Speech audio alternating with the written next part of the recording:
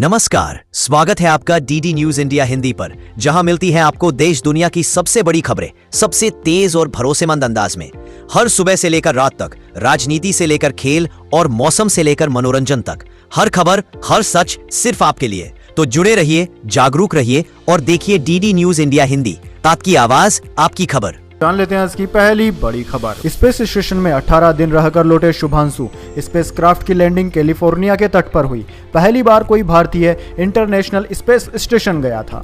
जी हां दोस्तों, शुभांशु शुक्ला सहित 4 एस्ट्रोनॉट स्पेस स्टेशन में 18 दिन रुकने के बाद पृथ्वी पर वापस लौट आए। करीब 23 घंटे के सफर के बाद ड्रैगन स्पेसक्राफ्ट की 15 जुलाई को दोपहर 3 बजे कैलिफोर्निया के तट पर लैंडिंग हुई। दोस्तों, इसे स्प्लैश डाउन कहते हैं। चारों एस्ट्रोनॉट एक दिन पहले यानी कि सोमवार की शाम 4:45 पर इंटरनेशनल स्टेशन से पृथ्वी के लिए रवाना हुए थे। सभी एस्ट्रोनॉट 26 जून को भारतीय समय के अनुसार शाम 4:01 पर ISS पहुंचे थे। एक्सियम मिशन 4 के तहत 25 जून को दोपहर करीब 12 बजे ये रवाना हुए थे। स्पेस एक्स के फाल्कन 9 रॉकेट से जुड़े ड्रैगन कैप्सूल में इन्होंने कैनेडी स्पेस सेंटर से उड़ान भरी थी। चलिए दोस्तों, जान लेते हैं अगली बड़ी खबर। एस जयशंकर ने SCO बैठक में दोस्त के सामने पाकिस्तान की पोल खोली। चीन से जो कहा वह सुनकर पाकिस्तान को लगेगी मिर्ची। जी हां दोस्तों, विदेश मंत्री एस जयशंकर ने मंगलवार को चीन के तिनयानजिन में हुई संघाई सहयोग संगठन SCO की विदेश मंत्रियों की बैठक में जम्मू कश्मीर के पहलगाम में हुए आतंकी हमले का मुद्दा उठाया। उन्होंने कहा कि 22 अप्रैल को हुआ यह हमला जानबूझकर जम्मू कश्मीर की पर्यटन अर्थव्यवस्था को नुकसान पहुंचाने और धार्मिक विभाजन फैलाने के मकसद से किया गया था, जिसमें 26 निर्दोष लोगों की जान गई। वहीं दोस्तों, एस जयशंकर ने साफ कहा कि SCO की स्थापना आतंकवाद, अलगाववाद और उग्रवाद से लड़ने के लिए की गई है। चलिए दोस्तों, जान लेते हैं अगली खबर। हैदराबाद में 10 साल से बंद घर में मिला कंकाल। तकिए के नीचे मिले नोटबंदी से पहले के नोट। पास पड़े नोकिया फोन से हुई पहचान। जी हां दोस्तों, हैदराबाद के नामपल्ली इलाके में सालों से बंद पड़े एक घर में कंकाल मिला। कंकाल को देखकर लग रहा था कि यह व्यक्ति पेट के बल गिरा और फिर उठ नहीं सका।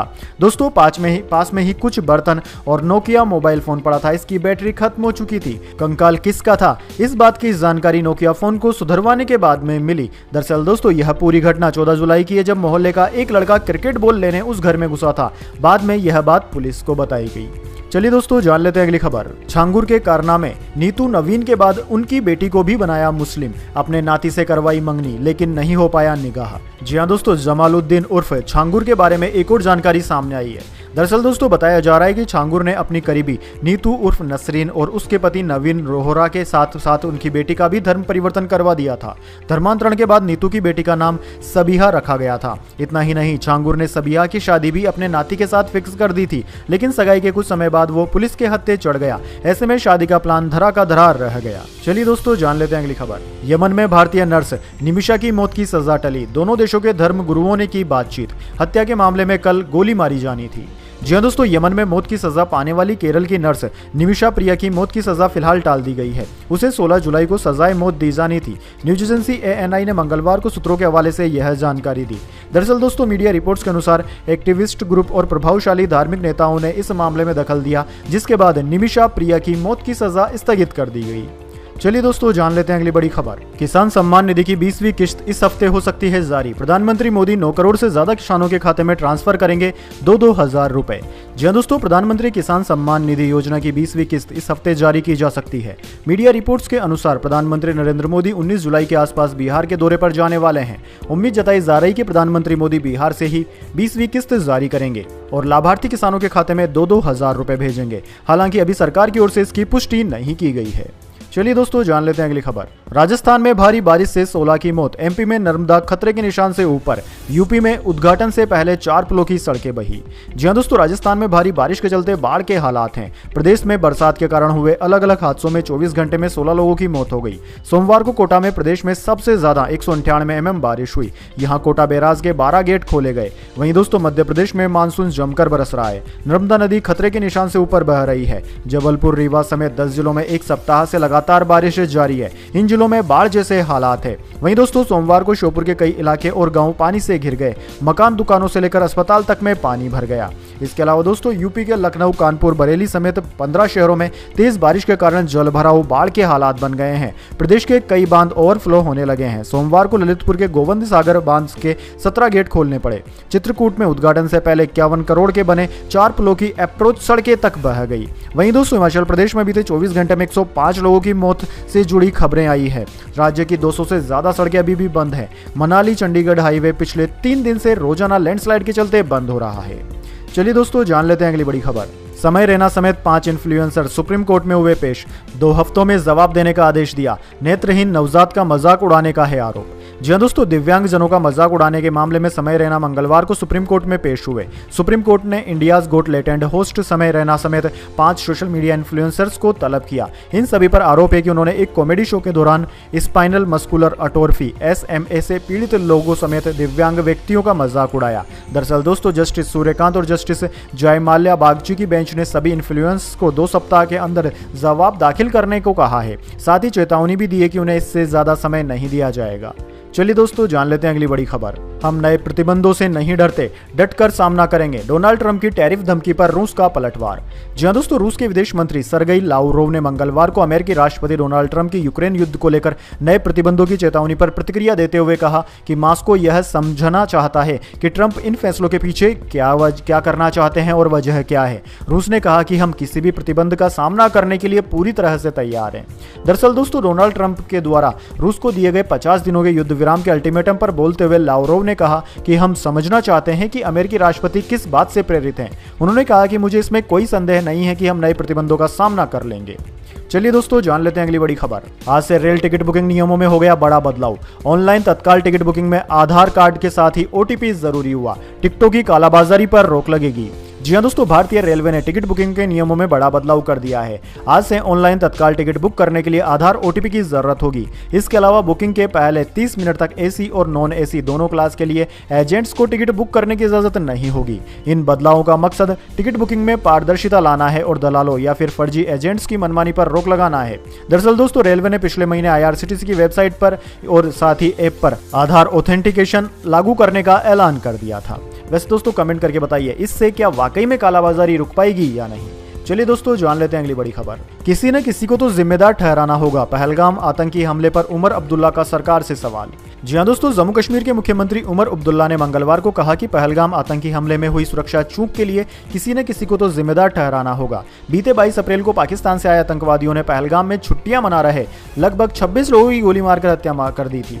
आतंकवादियों ने धर्म पूछकर लोगों को गोली मारी थी। इस जघन्य घटना को अंजाम देने वाले आतंकवादी अभी भी पकड़ से बाहर हैं। इस हमले के बाद सुरक्षा में चूक पर सवाल उठे। सरकार ने भी माना कि इंटेलिजेंस में चूक हुई है। अब दोस्तों, जम्मू कश्मीर के मुख्यमंत्री ने कहा है कि किसी न किसी को तो इसके लिए जिम्मेदार ठहराना ही होगा। चलिए दोस्तों, जान लेते हैं अगली खबर। न्यूयॉर्क में भारी बारिश से बाढ़, सड़क मेट्रो स्टेशन डूबे, इमरजेंसी का ऐलान, मदद के लिए रेस्क्यू टीम तैनात। जी हां दोस्तों, न्यूयॉर्क शहर में भारी बारिश के चलते कई इलाकों में बाढ़ आ गई। सड़कों, मेट्रो स्टेशनों और गैस स्टेशनों पर पानी भर गया, जिससे जनजीवन बुरी तरह प्रभावित हुआ है। मैनहट्टन में मेट्रो सेवाएं अस्थायी रूप से बंद कर दी गई है। कुछ इलाकों में 7 इंच तक भारी बारिश रिकॉर्ड की गई है। दोस्तों, बाढ़ के कारण कुछ फ्लाइटें भी रद्द कर दी गई है, जिससे यात्रियों को घंटों ट्रैफिक जाम में फंसे रहना पड़ा। इसके अलावा दोस्तों, राष्ट्रीय मौसम सेवा केंद्र NWS ने न्यूयॉर्क के 5 इलाकों मैनहट्टन, बॉक्स, कुकरीन, क्वींस और स्टेन आइलैंड के लिए बाढ़ की चेतावनी जारी की है। चलिए दोस्तों, जान लेते हैं अगली खबर। पंजाब विधानसभा में कांग्रेस MLA ने गाली दी। आम आदमी पार्टी विधायक के नशा तस्करी के आरोप पर आपा खोया। नेता विपक्ष को माफी मांगनी पड़ी। जी हां दोस्तों, आपने बिल्कुल सही सुना। पंजाब विधानसभा का स्पेशल सेशन गाली गलौज में बदल गया।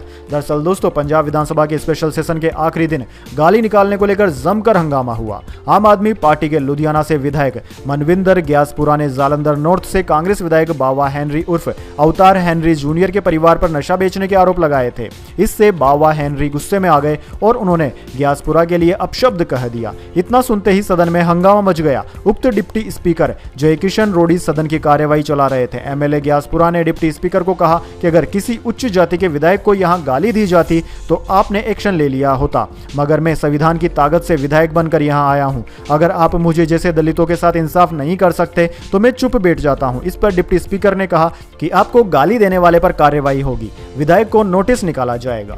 चलिए दोस्तों, जान लेते हैं अगली बड़ी खबर। गोल्डन टेम्पल को फिर बम से उड़ाने की धमकी मिली। 24 घंटे में दूसरा ईमेल भेजा। लिखा, पाइपों में RDX भरा, डॉग बम स्क्वाड BSF पहुंची। जी हां दोस्तों, पंजाब में गोल्डन टेम्पल को लगातार दूसरे दिन बम से उड़ाने की धमकी मिली है। यह धमकी ईमेल पर मिली। आरोपी ने दावा किया कि पाइपों में RDX भर दिया गया है, जिससे गोल्डन टेम्पल के अंदर धमाके किए जाएंगे। हालांकि सुरक्षा कारणों से न तो मेल और न ही उसमें लिखे गए शब्दों को सार्वजनिक किया गया है। जांच के लिए डॉग और बम स्क्वाड पहुंच गया है। चलिए दोस्तों जान लेते हैं अगली खबर। कुत्तों को सड़क पर क्यों खिला रहे हो, अपने घर को शेल्टर बना लो, सुप्रीम कोर्ट ने नोएडा के व्यक्ति को लगाई फटकार। जी हाँ दोस्तों, सुप्रीम कोर्ट ने मंगलवार को नोएडा में आवारा कुत्तों को सड़क पर खाना खिलाने को लेकर दायर याचिका पर सख्त टिप्पणी की।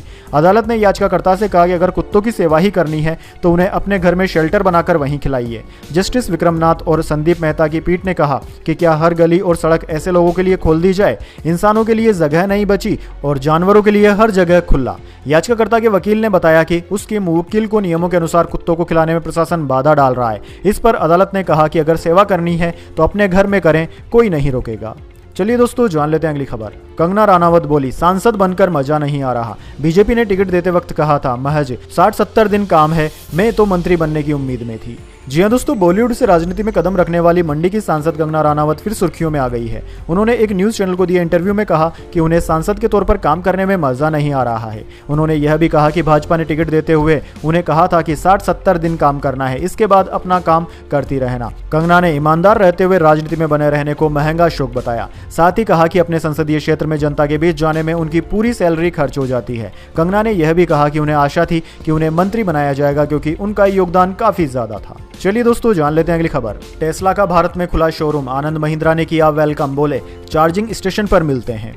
जी हाँ दोस्तों, टेस्ला की भारत में एंट्री हो चुकी है। मुंबई में इसने अपना पहला शोरूम भी खोल लिया, साथ ही अपने गाड़ियों का भी खुलासा कर दिया। तो दोस्तों भारत में बेची जाएंगी अब टेस्ला की भी 2 गाड़ियां। इसी बीच दोस्तों महिंद्रा यानी कि महिंद्रा ग्रुप के चेयरमैन आनंद महिंद्रा ने मंगलवार को मुंबई में भारत में औपचारिक प्रवेश के बाद एलोन मस्क और टेस्ला का स्वागत किया। आनंद महिंद्रा ने एक्स पर लिखा कि भारत में आपका स्वागत है। एलोन मस्क और टेस्ला दुनिया के सबसे बड़े इलेक्ट्रिक वाहनों में से एक। अब और भी रोमांचक हो गया है कंपटीशन, नवाचार को बढ़ावा देती है और आगे भी बहुत कुछ है। चार्जिंग स्टेशन पर आपसे मिलने का इंतजार रहेगा। चलिए दोस्तों जान लेते हैं अगली बड़ी खबर, लेकिन उससे पहले मेरी आपसे छोटी सी रिक्वेस्ट है, अगर दोस्तों आपको अभी तक हमारी न्यूज पसंद आई तो इसे एक छोटा सा लाइक जरूर दे दीजिए और अगर आप पहली बार हमारे यूट्यूब चैनल पर हैं तो चैनल को सब्सक्राइब भी कर लीजिए। चलिए जान लेते हैं अगली खबर। सेंसेक्स 317 अंक चढ़कर 82,571 पर बंद हुआ। निफ्टी में 114 अंकों की तेजी रही। ऑटो, रियल्टी और सरकारी बैंक के शेयरों में उछाल। जी हां दोस्तों, हफ्ते के दूसरे कारोबारी दिन सेंसेक्स 317 अंक चढ़कर 82,571 पर बंद हुआ। निफ्टी में भी आज 114 अंकों की तेजी रही और यह 25,196 के स्तर पर बंद हुआ। दोस्तों सेंसेक्स के 30 शेयरों में से 22 में तेजी, जबकि निफ्टी 50 के 50 में से 35 शेयर्स में आज तेजी देखने को मिली। बात करें दोस्तों निफ्टी 50 के टॉप गेनर और टॉप लूजर स्टॉक्स की, तो दोस्तों आज के मार्केट में निफ्टी 50 के टॉप गेनर्स में हीरो मोटोकॉर्प, बजाज ऑटो और सन फार्मा रहे, जबकि निफ्टी 50 के टॉप लूजर्स में HCL टेक, SBI लाइफ और इटरनल रहे। चलिए दोस्तों जान लेते हैं अगली खबर।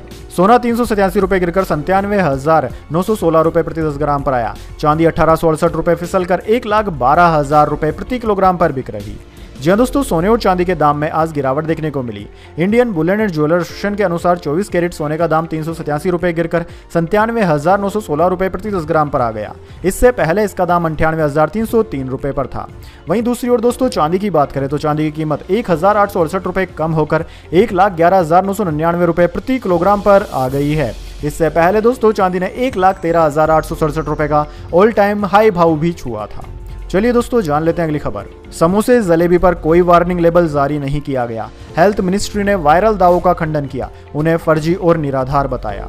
जी हाँ दोस्तों, यूनियन हेल्थ मिनिस्ट्री ने मंगलवार को कहा कि उसने समोसे, जलेबी या लड्डू जैसे पॉपुलर इंडियन स्नैक्स के लिए कोई चेतावनी लेबल जारी नहीं किया है। मिनिस्ट्री का कहना है कि स्ट्रीट वेंडर्स जो फूड प्रोडक्ट्स बेच रहे हैं उन पर लेबल लगाने या उन्हें टारगेट करने के लिए कोई कदम नहीं उठाया गया। मंत्रालय ने कहा कि हेल्थ एडवाइजरी में इंडियन स्ट्रीट फूड कल्चर को किसी भी तरह से गलत नहीं बताया गया है।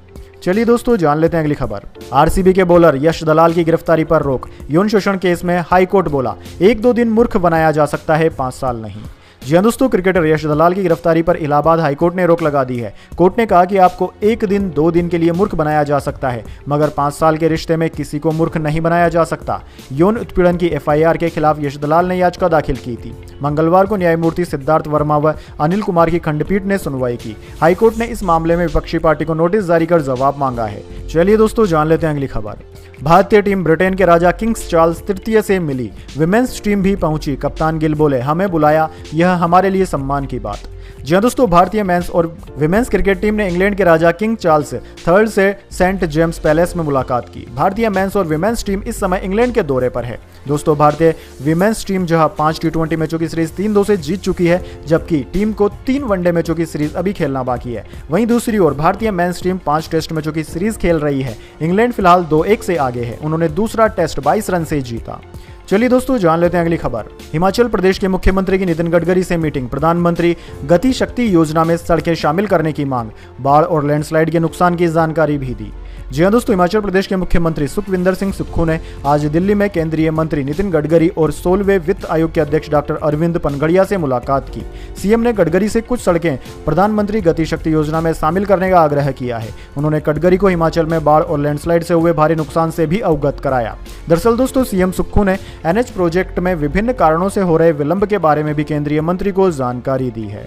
चलिए दोस्तों, जान लेते हैं अगली खबर। लॉस एंजलिस ओलंपिक 12 जुलाई 2028 से क्रिकेट मैच होंगे शुरू। 20 और 29 जुलाई को मेडल मैच, अस्थायी स्टेडियम बनाया जा रहा। जी हाँ दोस्तों, लॉस एंजलिस ओलंपिक गेम्स में क्रिकेट के मुकाबले 12 जुलाई 2028 से शुरू होंगे, जबकि 20 और 29 जुलाई को मेडल मैच खेले जाएंगे। T20 टूर्नामेंट में ज्यादातर डबल हेडर यानी कि एक दिन में 2 मुकाबले होंगे। दोस्तों, 14 और 21 जुलाई को कोई मैच नहीं होगा। सभी मैच अमेरिकी समय के अनुसार सुबह 9 बजे और शाम 6:30 बजे शुरू होंगे। सभी मुकाबले फेयर ग्राउंड स्टेडियम में खेले जाएंगे। इतना ही नहीं, लॉस एंजलिस से लगभग 50 किमी दूर पोनोमा शहर में एक अस्थायी स्टेडियम भी बनाया जाएगा। दोस्तों, आपको बता दें, इसमें महिला और पुरुषों की 6 टीमें हिस्सा ले रही है। इसमें 180 खिलाड़ी हिस्सा लेंगे। हर टीम 15 खिलाड़ी चुन सकती है।